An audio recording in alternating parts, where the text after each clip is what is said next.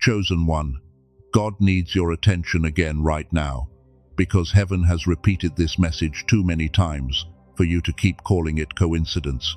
The same pattern, the same inner knowing, the same closed door, the same truth returning after you thought you had moved on. This is not noise. This is not random.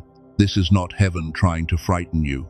This is mercy repeating itself until the part of you that was finally ready could hear what the earlier version of you could not carry. You were guided into this moment by something greater than chance. Not to be shamed, not to be rushed, but to recognize that God is not starting a new conversation with you.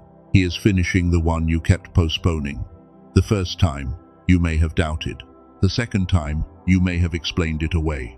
But this time, chosen one, the message is clear enough to require a response. Before this is over, you will understand why heaven repeated it, what God is asking you to notice, and why your next season begins with one simple act: paying attention. And I want you to stay with this until the end, not because you need another emotional message, but because there are three things you need to receive clearly. You need to know what the repeated message means. You need to know how to tell the difference between God's voice and your own fear. And you need to know what small response can open the next door without forcing, panicking, or chasing signs. If you have been asking for clarity, this will help you slow down enough to recognize what has already been speaking. Because many times, chosen one, the problem is not that God has been silent. The problem is that the message came in a form you did not expect. You thought it would arrive as a dramatic command. You thought it would feel impossible to miss. You thought heaven would interrupt your life with something so loud that doubt would have no room to breathe. But often, God repeats himself through patterns, through timing, through what keeps leaving, through what keeps returning, through the thing you keep noticing, then dismissing, then noticing again. And that is why this moment matters. When heaven repeats a message, the first temptation is to assume something is wrong. You may think, maybe I failed the first time. Maybe I missed my chance. Maybe God is disappointed. Maybe this is a warning that everything is about to fall apart. But listen closely. Not every repeated message is a punishment. Sometimes it is protection. Sometimes it is confirmation. Sometimes it is preparation. Sometimes it is God slowing you down before you walk past something sacred. Just because the message came again does not mean you failed. Just because the same truth returned does not mean you are behind. Just because God is asking for your attention does not mean he is angry. Sometimes the repetition is not evidence of your weakness, it is evidence of his patience. And that is the first thing you must understand. God does not repeat a message because he has forgotten that he already spoke. He repeats it because you have changed since the last time you heard it. The first time, you may have been too wounded to receive it without fear. The second time, you may have been too busy trying to survive, but now something in you has become more honest, more ready, more capable of recognizing the difference between a passing thought and a divine instruction. There are truths you can hear before you are ready to obey them. There are doors you can see before you are ready to walk through them. There are instructions you can sense before you have the courage to stop negotiating with them. That is why heaven repeated this.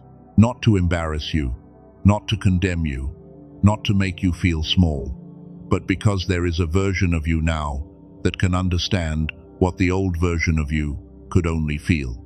And if you are honest, you already know there has been a repetition somewhere in your life.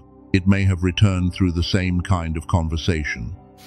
Someone said a sentence that sounded ordinary to them, but it landed in you with unusual weight.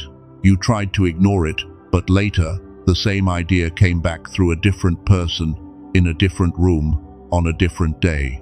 And something inside you knew, this is not just someone talking. This is heaven, using ordinary words to point at something I have been avoiding. It may have returned through the same closed door. You pushed, you prayed, you tried to make it open, you changed your approach, changed your tone, changed your timing, but the door still did not move.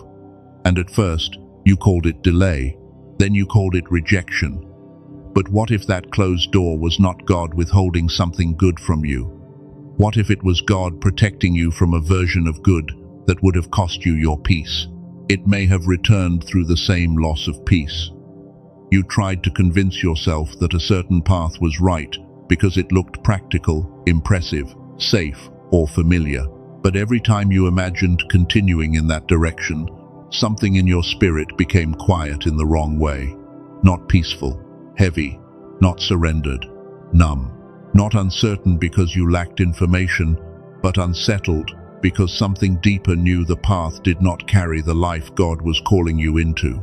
It may have returned through the same inner knowing, the kind you cannot explain without sounding strange, the kind that does not scream, does not flatter, does not rush, but keeps standing there with calm authority. You may have tried to bury it under logic, under responsibility, under the opinions of people who do not carry your assignment. But it kept returning, and the more you tried to move on, the more obvious it became that moving on without listening was not peace. It was avoidance.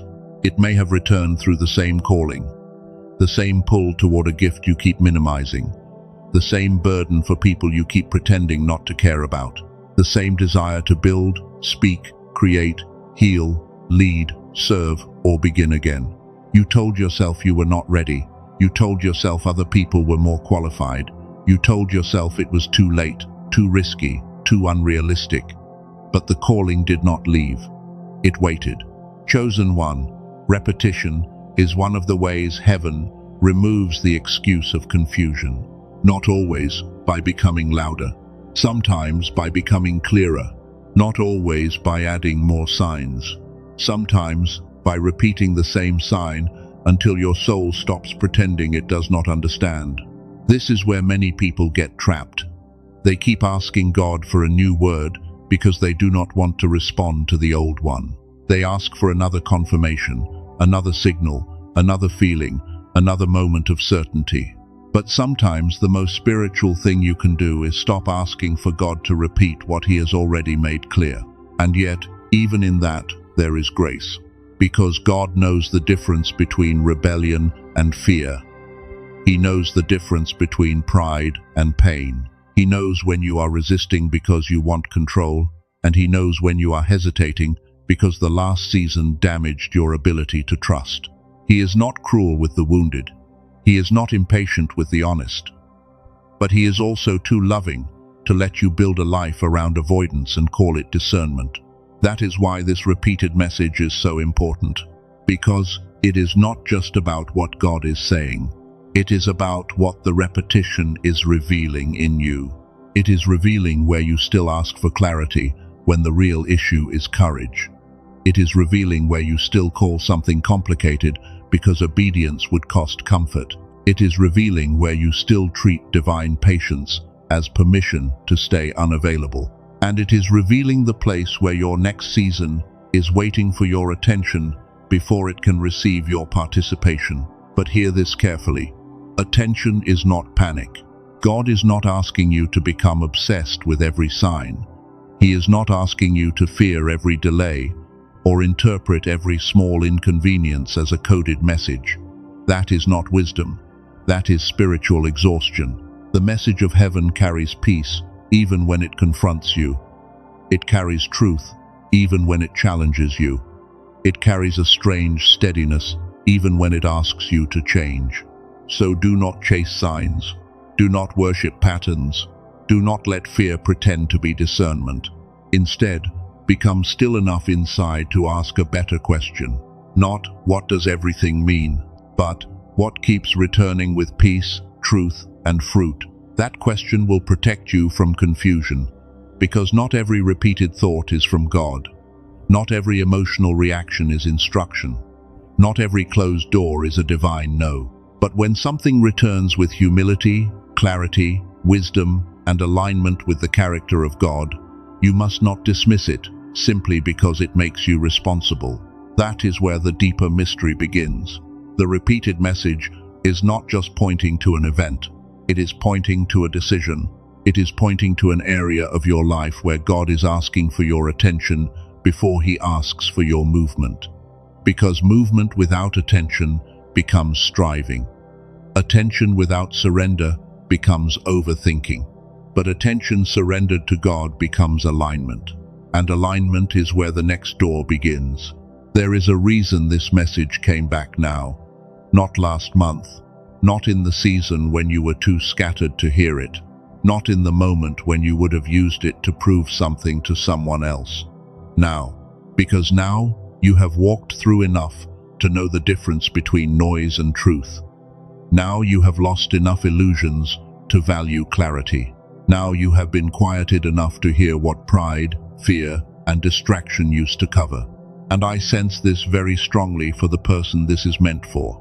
The repeated message did not return because heaven is trying to start over. It returned because the first chapter of your response is overdue. There is something you must release. There is something you must obey. And there is something you must protect. Those three areas are where God often asks for the attention of a chosen one. And in the next movement of this message, we have to go into them carefully, because if you misunderstand which one God is highlighting, you may release what you were meant to obey what you were meant to test, or expose what you were meant to protect. So listen with a calm spirit. Do not force this to fit. Do not use it to accuse yourself. Let it confirm what God has already been placing before you, because heaven repeated this for a reason. And the reason is not hidden anymore. It is waiting inside the very thing that keeps coming back. And the first thing God may be asking you to notice is what must be released. This is one of the hardest places for a chosen one, because release does not always look spiritual from the outside. Sometimes release looks like silence. Sometimes release looks like distance. Sometimes release looks like no longer explaining yourself to people who were committed to misunderstanding you. Sometimes release looks like letting a door stay closed after you spent months trying to prove that it should open. And that is where many people become confused. They think if something was once meaningful, it must remain. They think if a person once helped them, they must keep giving that person access forever. They think if a dream once carried God's presence, it can never expire. But chosen one, not everything that was once assigned to you is still aligned with you. Some things were seasonal. Some connections were temporary. Some places were training grounds, not permanent homes. Some doors were permitted for your development, not promised for your destiny. And when God repeats a message around something that must be released, He will often allow you to feel the contradiction before you understand the instruction. You may still care, but you no longer feel called to stay. You may still remember the good, but you can no longer ignore the drain. You may still want peace with someone, but you no longer have peace giving them the same access they once had. That is not hatred. That is not pride. That is not you becoming cold. That may be God teaching you the difference between love and attachment, because love can bless something and still release it. Love can forgive someone and still stop returning to the same wound. Love can honor what a season taught you without dragging that season into a future where it no longer belongs. This is why heaven keeps repeating the message. You may have been calling it confusion, but the deeper truth is this. God has been showing you what no longer carries life.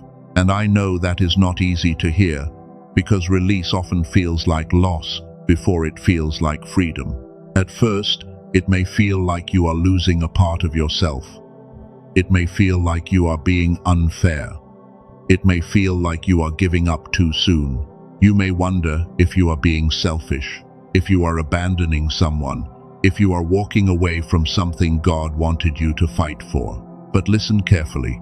There is a difference between fighting for what God assigned and fighting to keep what God is removing. One produces peace beneath the pressure. The other produces exhaustion beneath the appearance of loyalty. One strengthens your spirit.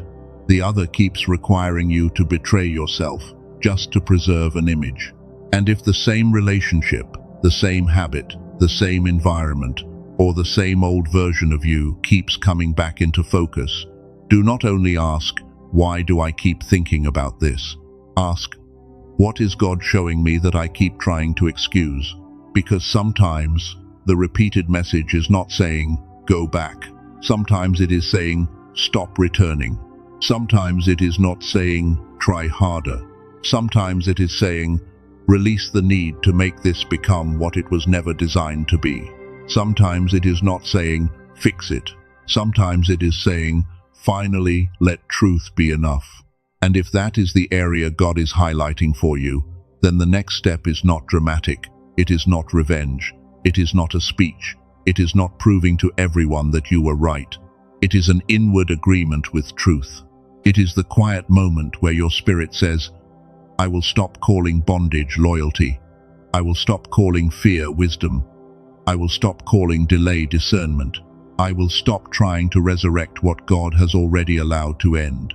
But that is only the first area. Because sometimes heaven repeats a message, not because something must be released, but because something must be obeyed. And this is where the message becomes even more personal. Because many chosen ones are not confused because God has not spoken. They are confused because the instruction was simple, and simple instructions are easy to underestimate. You may be waiting for God to give you a grand assignment while He is asking you to obey the small one in front of you. You may be asking for the next door while He is asking you to make the call. You may be asking for confirmation while He is asking you to stop returning to the cycle. You may be asking for a sign while He is asking you to begin the work. You may be asking for a promise while He is asking you to protect the discipline that can carry the promise. You may be asking for destiny while He is asking for your attention. And this is difficult because obedience often begins before confidence arrives. You do not always feel ready before the first step. You do not always feel brave before the yes. You do not always feel qualified before the assignment starts pulling on you. Sometimes God gives the instruction while your hands still feel uncertain, while your mind still has questions, while your past still tries to remind you of every place you failed before. But obedience is not about proving that you are fearless. Obedience is about trusting God more than you trust the fear. And this is where you must be honest with yourself, chosen one. There may be something you have delayed, not because you do not know it matters, but because you know it matters too much. You know that if you answer it, life will not stay the same. You know that if you stop pretending not to hear, the old excuses will lose their power. You know that if you take even one faithful step, the version of you that survived by hiding will no longer be able to lead. That is why the message keeps returning. Because God is not asking for the version of obedience you imagined. He is asking for the next small response that is already available to you. Not everything requires a massive leap. Sometimes obedience is one honest conversation. Sometimes obedience is refusing to feed the thought that keeps weakening you. Sometimes obedience is beginning again without announcing it. Sometimes obedience is choosing discipline when emotion wants comfort. Sometimes obedience is allowing God to make you visible after you spent years asking to remain unseen. Sometimes obedience is no longer negotiating with a calling that has already outlived every excuse. And for the person who has been waiting for a perfect feeling before you move, hear this gently. Peace does not always appear before obedience. Sometimes peace meets you after your yes. Not because God is playing games with you, but because your nervous system may still call safety what your spirit has already outgrown. The old place feels safe because it is familiar, not because it is holy. The old habit feels safe because it costs less courage, not because it carries more life. The old delay feels safe because you can keep imagining obedience without risking the discomfort of actually practicing it. But heaven is repeating the message because imagination is no longer enough. God is not asking you to perform. He is asking you to respond. And you can do that inwardly, right now, without moving, without proving, without making a public declaration. Let your spirit form one quiet agreement. God, show me the smallest faithful step, and give me the courage to stop delaying what you have already made clear. That is not a performance. That is not pressure. That is an opening. Because one small obedient response can break the power of months of spiritual hesitation. One honest yes can do what endless analysis could not do. One surrendered decision can create more movement than 1,000 imagined futures. But there is a third place God may be asking for your attention, and this one is often missed. Sometimes the repeated message is not about what must be released. It is not even about what must be obeyed. Sometimes it is about what must be protected. And chosen one, this matters because not every sacred thing in your life is meant to be exposed yet. Some things are still forming. Some gifts are still tender. Some instructions are still between you and God. Some dreams are not weak, but they are early. And if you keep handing early things to people who do not have the maturity to honor them, you may keep mistaking their reaction for God's answer. This is one of the reasons heaven repeats itself. God may be trying to get your attention because you are giving access too quickly. You are explaining what should be incubated. You are announcing what should be covered. You are asking for approval from people who cannot understand the weight of what God placed inside you. You are letting noise enter the room where clarity was trying to grow. And this does not mean you become suspicious of everyone. It does not mean you isolate yourself in pride. It does not mean you refuse counsel. Wise counsel is a gift. Humility is protection. But there is a difference between receiving counsel from mature voices and exposing sacred beginnings to careless opinions. Not every person who loves you can guide you. Not every person who knows your past can recognize your future. Not every person who hears your dream has the language to bless it. That is why protection is not always about enemies. Sometimes protection is about timing. Sometimes it is about silence. Sometimes it is about learning that you do not have to make your calling understandable to people who were never assigned to steward it. The seer in you must be protected because you notice patterns other people dismiss. The truth carrier in you must be protected because you cannot live in falsehood for long without feeling the cost. The spiritual warrior in you must be protected because you have been built to hold ground, but even warriors need covering. The voice in you must be protected because one day you may speak what many people feel but cannot articulate. And that kind of voice must be formed in hiddenness before it is trusted in visibility. So ask yourself inwardly, with no fear and no shame, what has God been telling me to protect? Is it your attention? Is it your peace? Is it your discipline? Is it your gift? Is it your next step? Is it the quiet work God is doing in you before anyone else can see it? Because if you expose what is still being formed, you may invite opinions into a place where only obedience was needed. And sometimes, the repeated message is God saying, stop handing your sacred thing to people who do not have sacred hands.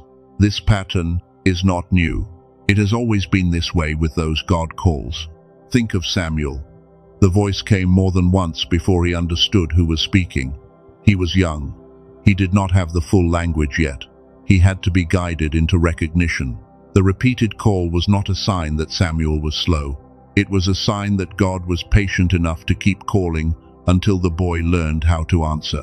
That may be you. You may have heard something more than once and judged yourself for not understanding it immediately.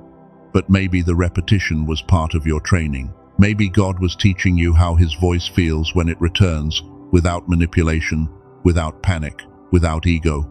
Maybe the repeated message was developing your discernment, not exposing your failure. Think of Moses. The burning bush was an interruption. It did not arrive at a convenient time. It did not flatter the identity Moses had built in the wilderness. It called him into something larger than his comfort, larger than his self-image, larger than the life he had settled into. And his first response was not confidence. It was resistance, questions, insecurity, fear. But God did not interpret Moses' trembling as disqualification. He gave him instruction. That may be you too. The repeated message may be touching the place where your calling feels bigger than your confidence. It may be confronting the part of you that says, who am I to do this? Who am I to speak? Who am I to build? Who am I to begin again? And God's answer may not be an explanation of your greatness. It may be the steady promise of His presence. Think of Elijah. He expected God in the dramatic place, in the wind, in the earthquake, in the fire. But the voice came in a quieter way, not because God lacked power, but because Elijah needed to learn that divine authority does not always announce itself through spectacle. That may be you as well. You may be waiting for something loud while God has been repeating something clear. You may be looking for intensity while God has been giving you steadiness. You may be waiting for the heavens to shake while heaven has been placing the same quiet truth in front of you again and again. And this is the deeper revelation. God did not repeat the message because you failed. He repeated it because you were becoming able to carry it. The message came back because your capacity changed. Your discernment changed. Your willingness changed. Your tolerance for false peace changed. Your ability to tell the difference between fear and truth changed. What would have overwhelmed you before can now instruct you. What would have frightened you before can now steady you.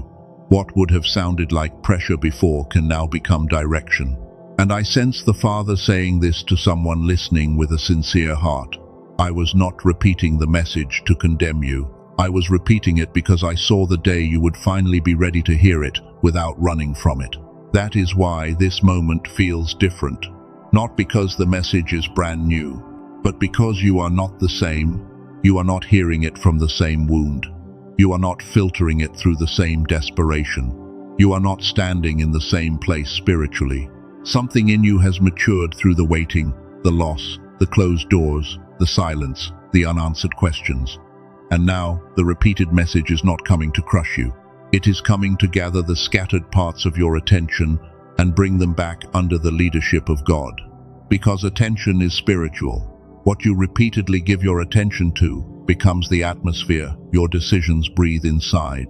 If your attention is constantly pulled into fear, your decisions will begin to sound like fear, even when you call them wisdom. If your attention is constantly pulled into comparison, your timing will begin to feel late, even when God is forming something deep. If your attention is constantly pulled into noise, the voice of God may not disappear, but your ability to recognize it can become buried under static. And that word matters, static, because many chosen ones are not spiritually dead. They are spiritually overloaded. The signal is not gone, it is covered. The calling is not gone. It is competing with too much noise. The inner clarity is not gone. It has been buried beneath survival, disappointment, information, pressure, and the exhausting habit of trying to carry everything at once. This is where I want to say something carefully, because this will not be for everyone, and it is not a replacement for prayer, obedience, wise counsel, or the work God is asking you to do. But for those who have felt like their inner signal has become static, there is a simple tool I have mentioned for people who feel led to explore it. It is called the Genius Song. It is a 7-minute digital audio track designed around brain entrainment and gamma wave activation, the kind of brain wave often associated with clarity, heightened focus, creative insight, and flow. I do not want you to hear that as magic. It is not magic. It does not obey God for you. It does not make your decisions for you. It does not replace discernment, but it can serve as a tool for people who feel like their mind has been crowded, foggy, scattered, or unable to return to the clarity they once knew. The way it is presented is simple. You listen with headphones for 7 minutes a day and allow the audio to support a more focused mental state. The original price is $49, but the current offer connected with this message is $39, delivered digitally with a money-back guarantee. I am saying this plainly because trust matters. If it does not resonate with you, leave it. If it does, you can learn more through the place I left below. And please hear the honest part. No audio track is your savior, no tool is your source. God is your source. But sometimes a tool can help quiet the noise enough for you to return to the work God has already been asking you to do. That is the only way to approach it. Not as an escape, not as a shortcut around obedience, but as support for attention, clarity, and alignment. Because the real message of this moment is still the same. God needs your attention again, not your panic, not your performance, not your fear, your attention. And now we come to the place where many people misunderstand the whole thing. They think once they notice the repeated message, the work is done. They think recognition is the same as response. They think awareness is the same as obedience. But chosen one, paying attention is only the beginning. The real test is what you do after heaven has your attention. Because if you notice what must be released, but keep clinging to it, the message has been heard, but not honored. If you notice what must be obeyed, but keep waiting for a feeling that costs you nothing, the message has been recognized, but not received. If you notice what must be protected, but keep exposing it to voices that weaken your faith, the message has been understood, but not guarded. That is why the next step matters so much. You do not need to force your future open. You do not need to chase another sign. You do not need to accuse yourself for needing repetition. But you do need to respond with maturity, and that response begins with learning how to test what keeps returning, how to recognize the peace and fruit of God's voice, and how to take one inward step of surrender without turning this into fear. Because heaven reprobated this for a reason. And now that you have heard the reason, the next question is not, did God speak? The next question is, how will you answer? You answer by refusing to turn this into panic. That is the first sign of maturity, chosen one. When heaven gets your attention, you do not have to become frantic. You do not have to search for another 100 confirmations. You do not have to tear your whole life apart in one emotional moment. God is not honored by fear pretending to be obedience. He is honored by a steady heart that can listen, test, surrender, and move with wisdom. So before you ask, what should I do next? Ask this first. What exactly keeps returning? Not everything in your mind deserves authority. Not every repeated thought is divine. Not every strong feeling is instruction. Not every coincidence is a command. And that is why discernment matters. God does not need you to become superstitious. He does not need you to chase every sign, fear every silence, or interpret every delay as rejection.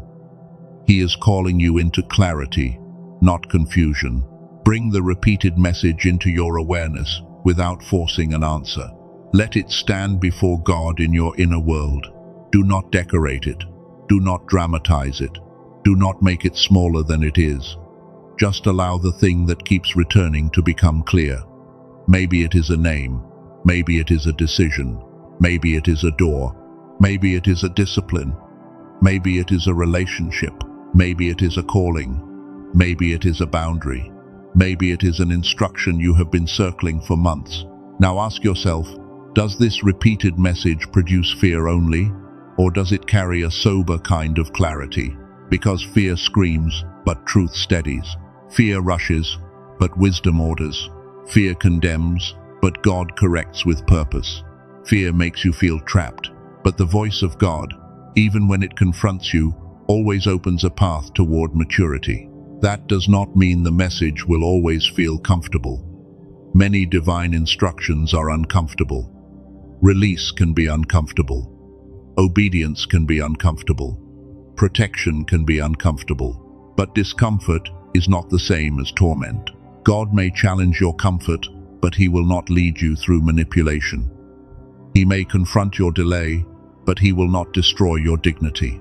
He may ask for surrender, but He will not speak in the voice of panic. So let the message be tested by peace. Not the shallow peace of getting what you want. Not the temporary peace of avoiding what scares you.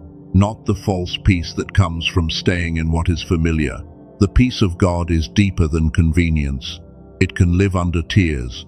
It can stand in hard decisions. It can remain steady, even when your emotions are still catching up. It does not always remove the cost, but it removes the confusion about who is leading you. Then test the message by fruit. If you follow this repeated message, what kind of fruit will it grow in you? Will it lead you toward truth, humility, discipline, forgiveness, courage, wisdom, love, and freedom? Or will it lead you toward revenge, obsession, pride, fear, control, isolation, and confusion? This matters because the voice of God will never require you to become less like His character in order to obey Him.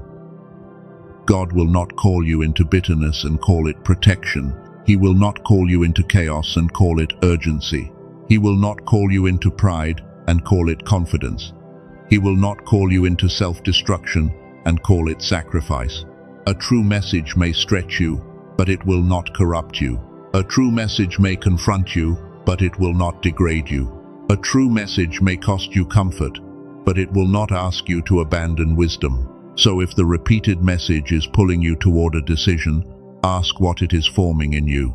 Is it forming patience? Is it forming courage? Is it forming truth? Is it forming maturity?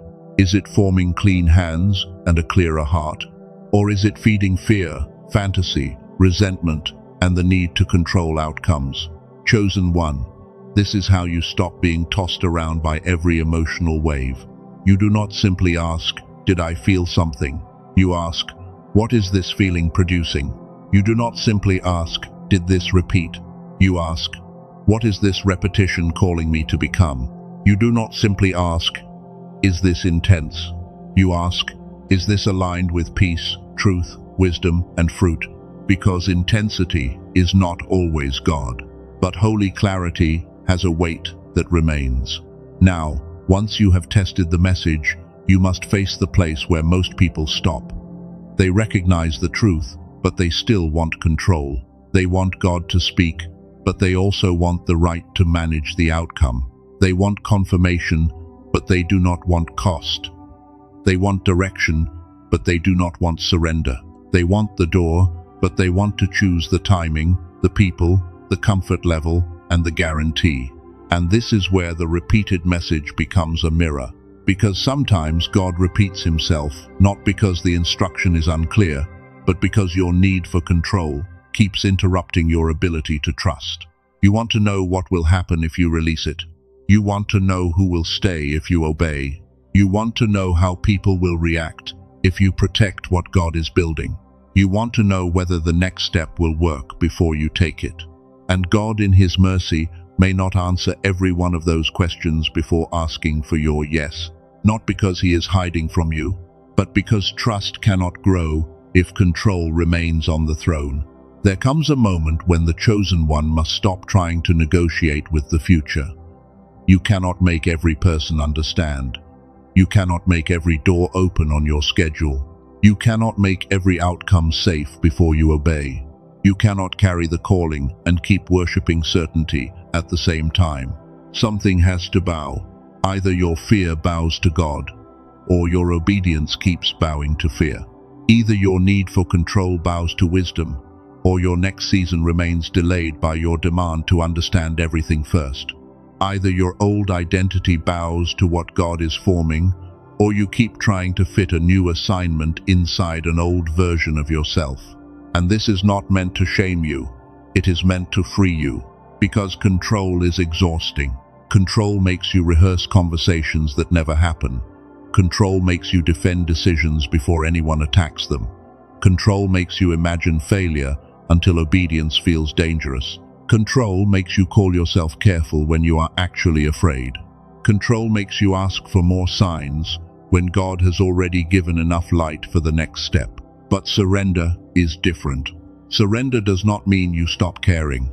Surrender does not mean you become passive. Surrender does not mean you let people walk over you. Surrender means you stop trying to be God over the outcome. It means you bring your attention back to the one step that has actually been given to you. Not the whole staircase, not the entire map, not the guarantee of how everyone will respond. Just the step that carries peace, truth, wisdom, and fruit. So here is the inward response I want you to make. You do not need to move. You do not need to prove anything. Let this happen inside. Imagine the repeated message as a sealed letter resting in your spirit. You are not ripping it open in fear. You are placing it before God with both hands open. And in that inner place, say quietly within yourself, If this is from you, purify it. If this is fear, expose it. If this is timing, clarify it. If this is obedience, strengthen me. If this is release, make me willing. If this is protection, teach me to guard it with peace. Let that prayer become a doorway, not a performance, a doorway, because you do not need to solve your whole life tonight. You need to stop running from the one place where God has been asking for your attention. And once you stop running, the next step becomes simpler than fear made it seem. Maybe the next step is an inward release. Not a dramatic exit, not a public announcement, not a speech, but a spiritual agreement that you will no longer keep feeding what God has been asking you to lay down. Maybe the next step is an inward yes. Not a perfect plan, not a finished strategy, not confidence in your own ability, but a quiet surrender that says, I will not keep delaying the first faithful step. Maybe the next step is an inward covering.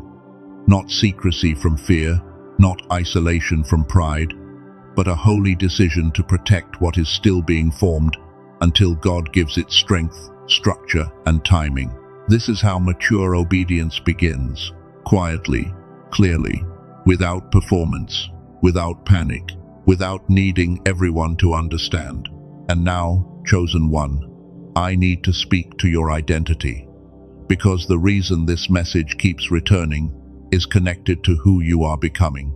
You are not someone who was called to live asleep under the noise of other people's expectations. You are not someone who can stay comfortable in places where truth is being buried. You are not someone who can ignore divine repetition forever and still feel whole. You are not someone who was given sensitivity so you could be ruled by fear.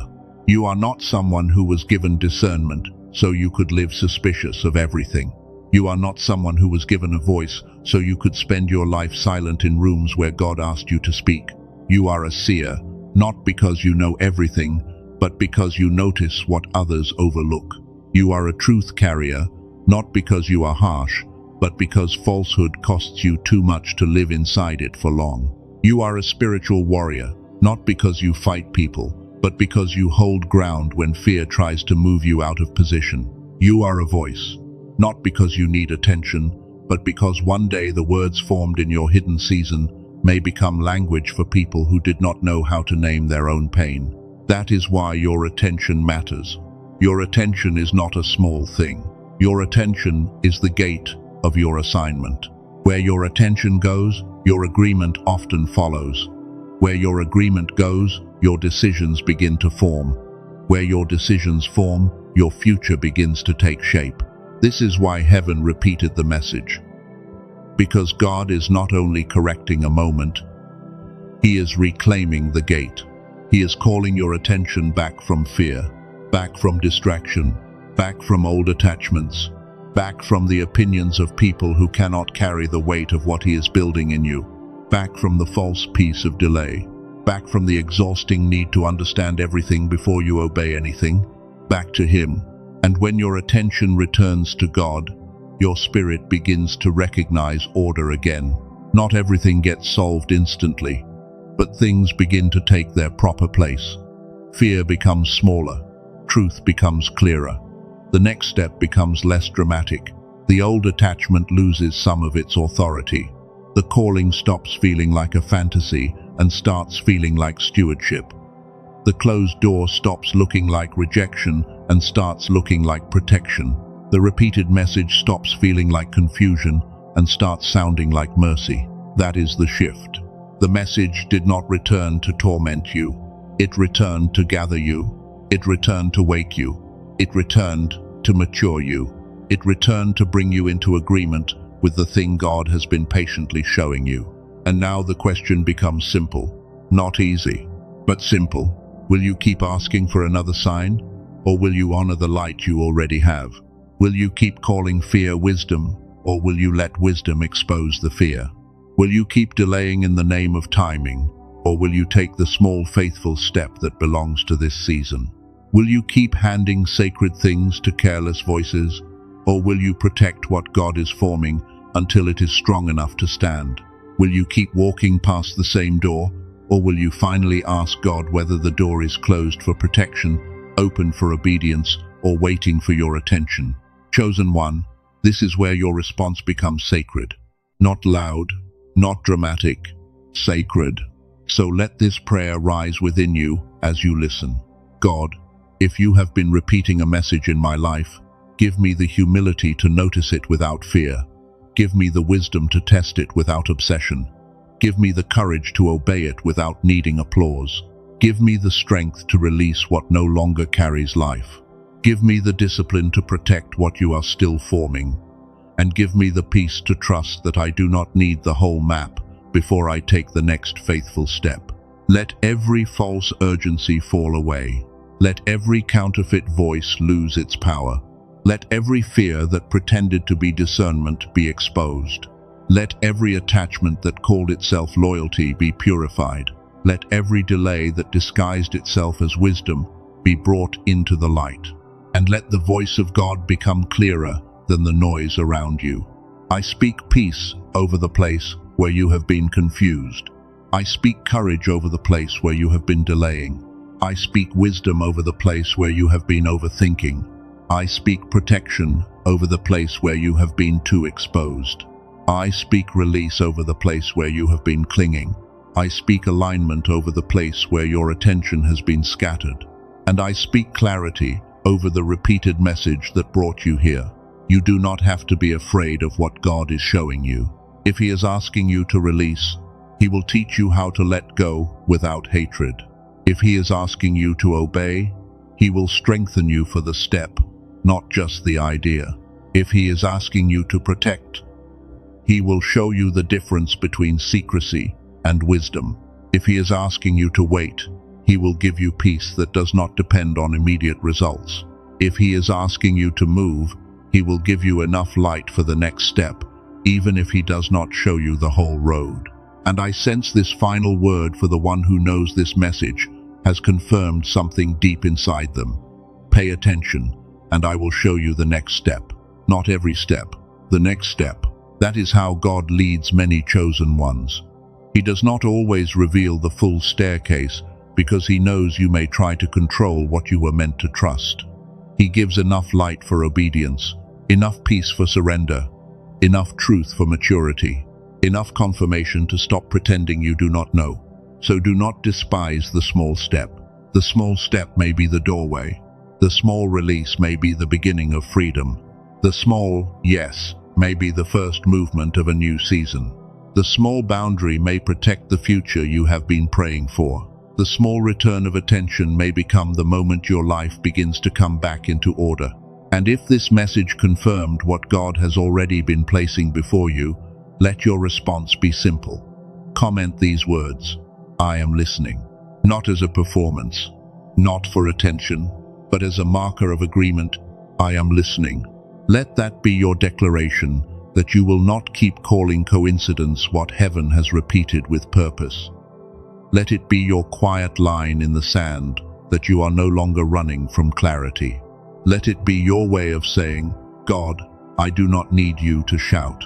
I am willing to pay attention. And if the 7-minute tool I mentioned earlier resonated with you as support for clarity and focus, you can look at the information I left below. But remember this, above everything, no tool replaces obedience.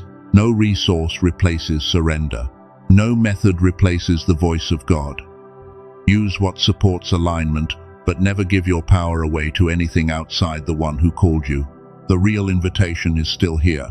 God needs your attention again, not because He is angry, because He is merciful, not because you are too late, because you are finally ready, not because the message failed the first time, because this time you can carry it.